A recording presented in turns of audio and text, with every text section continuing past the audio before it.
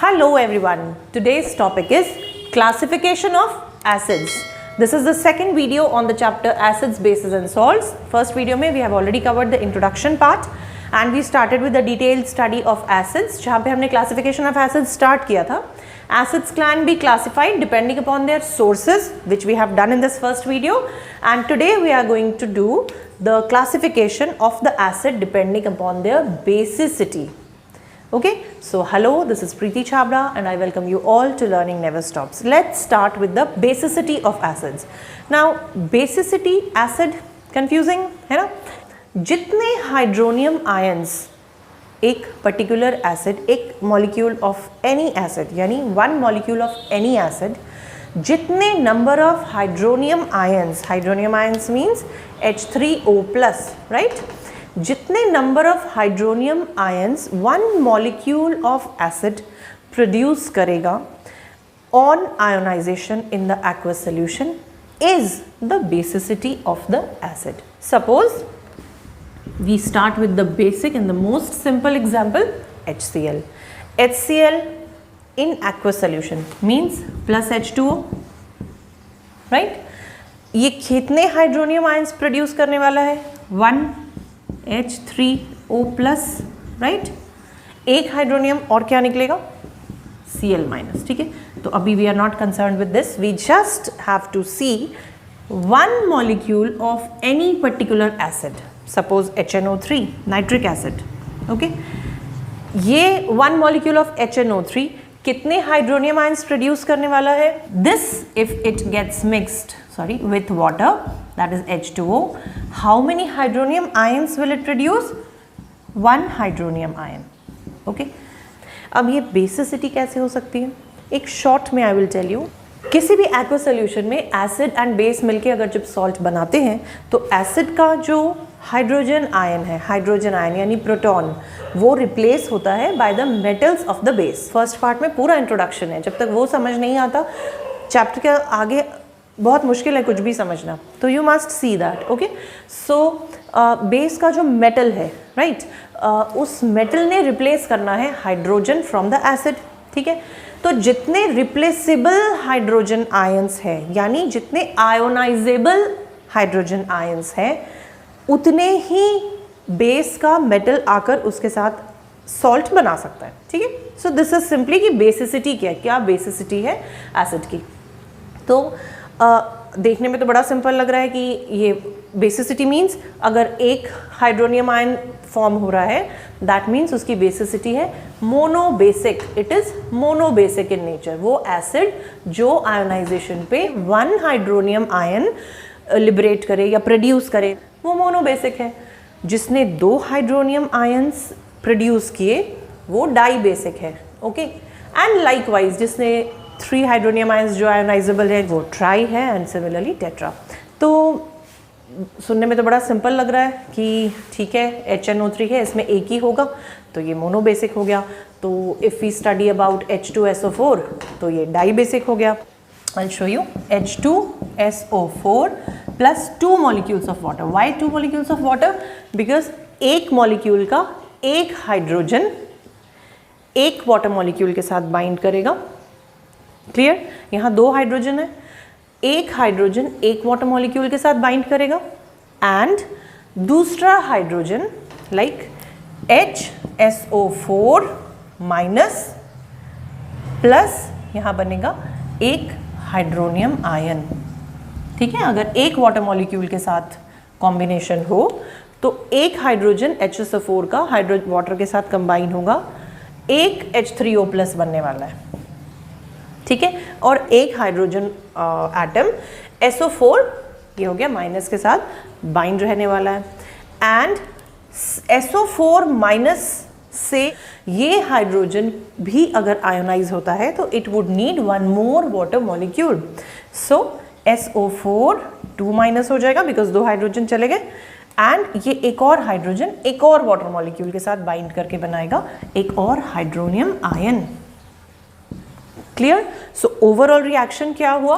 One molecule of H2SO4 जब 2 molecules of water combine करते हैं then we get 2 molecules of hydronium ions. तो एक मॉलिक्यूल ने कितने हाइड्रोनियम आयंस लिबरेट किए? 2 हाइड्रोनियम आयंस लिबरेट किए। दैट मीन्स H2SO4 की बेसिसिटी क्या है? This is dibasic. ये पढ़कर समझ अगर आ गया तो लग रहा होगा ये तो बड़ा सिंपल है, नो डाउट बड़ा सिंपल है, बट एक जगह पे थोड़ा सा कॉम्प्लेक्स है, वो देख लेते हैं। चलो let's see some monobasic acid के एग्जांपल्स। सबसे पहले HCl अभी हमने देखा, और क्या हमने पढ़ा अभी? अबाउट HNO3 है ना, मोनोबेसिक था ये भी। देन HBr, देन HI, बहुत सारे हैं, देन CH3, COOH, यो CH3 COOH, कितने हाइड्रोजन है इसमें? ये क्या है? C2H4 right, and O2। कितने हाइड्रोजन है? H। तो क्या ये मोनोबेसिक हुआ? यहाँ तो 4 है, पर मैं तो मोनोबेसिक के एग्जाम्पल्स लिख रही हूँ। Yes, it is monobasic. यही है थोड़ा सा कॉम्प्लिकेशन, बट अगर समझ आ गया तो फिर बहुत इजी होगा पूरा चैप्टर, बिकॉज जब एसिड बेस से सॉल्ट्स बनेंगे तो समझ आ जाएगा कि एसिड की बेसिसिटी कितनी है, उतने ही मॉलिक्यूल्स मेटल के कंबाइन करके सॉल्ट आगे फॉर्म करने वाले हैं। ठीक है, तो दिस इज़ वेरी इंपॉर्टेंट। ये बेस है, इसको समझना बहुत ज़रूरी है। थोड़ा सा ध्यान से सुनो, तुरंत समझ आ जाएगा। इस केस में वी हैव, या किसी भी केस में, we have to see the structure of the acid, of the compound. Okay, now what is the structure? क्या possible structure हो सकता है वो भी मैं try करूँगी कि आपको समझ आए। This is CH3 COOH, right? तो structure actually है CH3 H H H, then C, तो C के साथ C की binding होती है, C C, then OOH, okay, O O right and H। क्या ये स्ट्रक्चर करेक्ट है? Is this structure correct? Let's see. C it has to complete 4, इसकी वैलेंसी है 4, उसको बॉन्ड्स कंप्लीट करने हैं 1 2 3 4। ठीक है, ये H का 1 1 हो गया, इस ऑक्सीजन के 2 इसकी वैलेंसी है तो 2 इसके कंप्लीट हो गए। But what about this C? इसके सिर्फ 3 ही बॉन्ड्स कंप्लीट हुए हैं। कितने बॉन्ड्स चाहिए? सिर्फ 4, एंड ऑक्सीजन को 2 चाहिए, इस ऑक्सीजन का सिर्फ 1 कंप्लीट हुआ है। तो दिस वाइज, दिस वे आपको सोचकर स्ट्रक्चर बनाना है, तो स्ट्रक्चर्स बनाना इजी होगा। तो इसमें क्या हो सकता है? ये हो सकता है, ये होगा डबल बॉन्ड। अब सबकी वैलेंसी कंप्लीट हो गई, राइट? C 1 2 3 4 ये हमने देख लिया। इस C के भी 1 2 3 एंड 4 हो गया। इस ऑक्सीजन ने 2 कंप्लीट कर लिए, इस ऑक्सीजन ने 2 एंड 1। तो this is the structure of acetic acid, right? This is a weak acid, organic acid, जो हमने सोर्सेस के क्लासिफिकेशन में देखा था in the last video. Clear? अब ये मोनोबेसिक कैसे हो गया? इसमें तो 4 हाइड्रोजन है, तो 4 हाइड्रोजन आयोनाइज होने चाहिए, but no, only the hydrogen, very important, only the hydrogen which is bound with oxygen, जो कार्बन के साथ बाउंड होते हैं, इसका नाम क्या है? ऑक्सी। ये ऑक्सी एसिड है क्योंकि इसमें ऑक्सीजन है, राइट? ऑक्सी एसिड्स में जो हाइड्रोजन या जितने हाइड्रोजन डायरेक्टली ऑक्सीजन एटम के साथ बाउंड होते हैं, सिर्फ वो ही हाइड्रोजन आयोनाइजेबल होते हैं। क्लियर? जो हाइड्रोजन सिर्फ ऑक्सीजन के साथ बाउंड हो, ये 3 हाइड्रोजन की बाइंडिंग कार्बन के साथ है, इसलिए ये 3 हाइड्रोजन आयोनाइजेबल नहीं है। They are not going to combine with water to produce what? Hydronium ions. Only this hydrogen which is bound with the oxygen atom, only this one, okay, this particular hydrogen which is bound with oxygen is going to produce hydronium ions. So one molecule of acetic acid का सिर्फ 1 hydrogen ही ionizable है, though it has 4 hydrogens in it.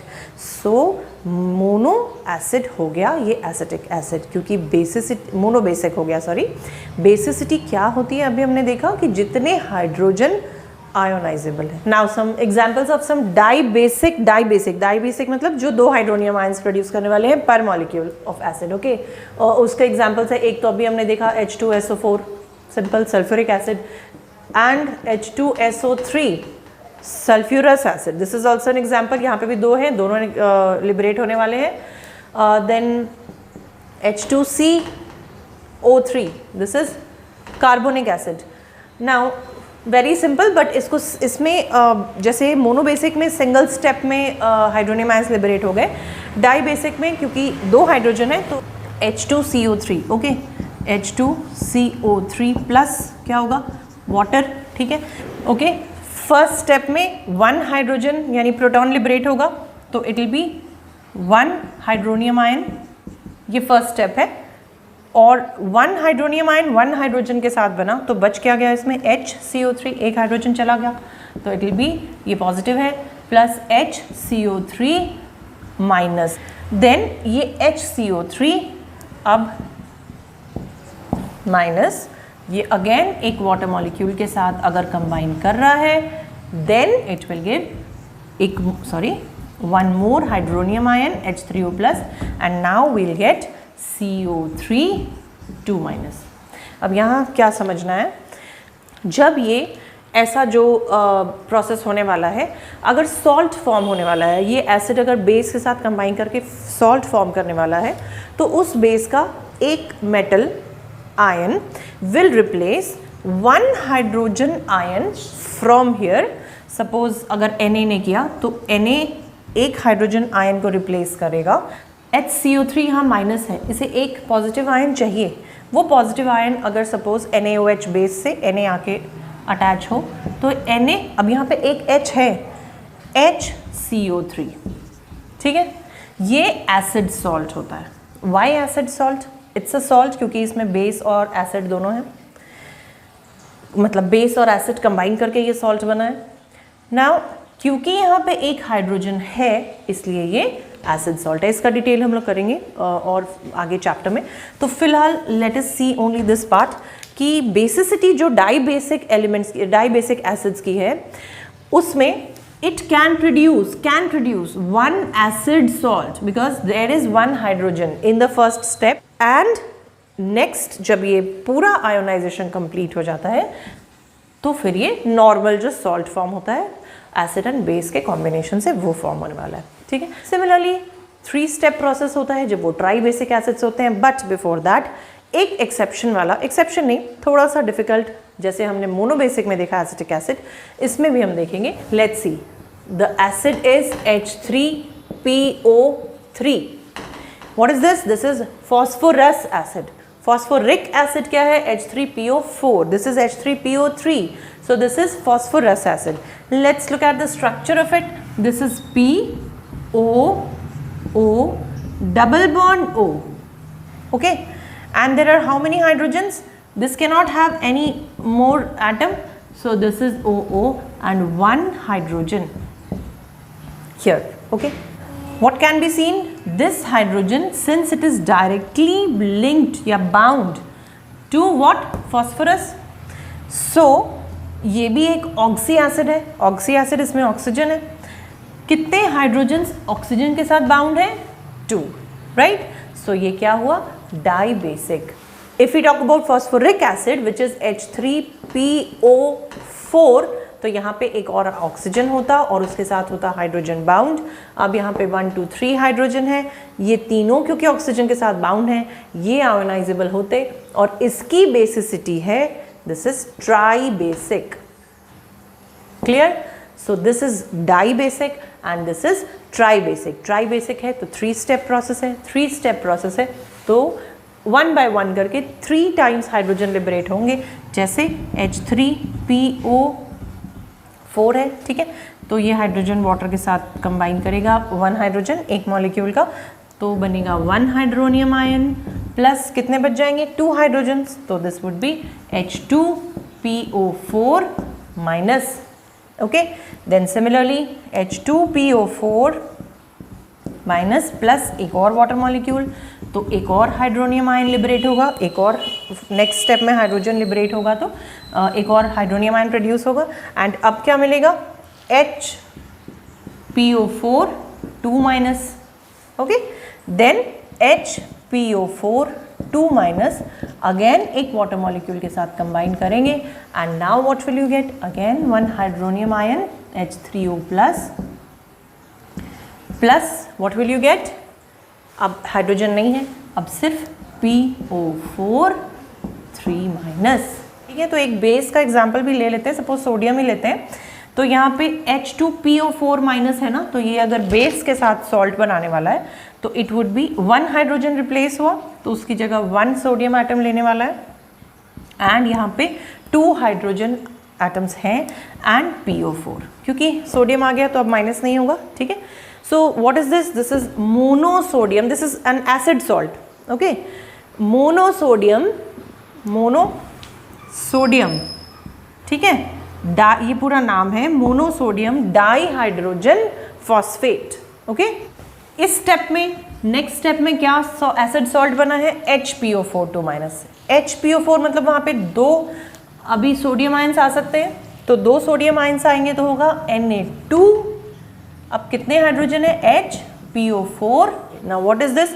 Disodium hydrogen phosphate. Clear?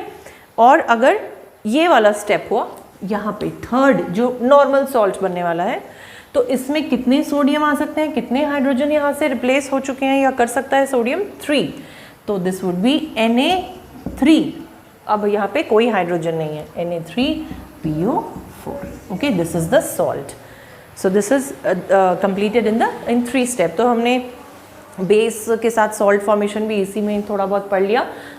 So further chapter में जब proceed करेंगे तो थोड़ा कम पढ़ना पड़ेगा। यहाँ पे ये चीज़ समझ आ गई तो बहुत सारा कुछ फिर समझ आ गया आपको। ठीक है, so that's all for today. I hope I could explain the chapter and hope to see you in my next video, whereby we'll be doing the third part of the chapter. For that you need to subscribe to the channel, and till then take care, stay safe, bye bye.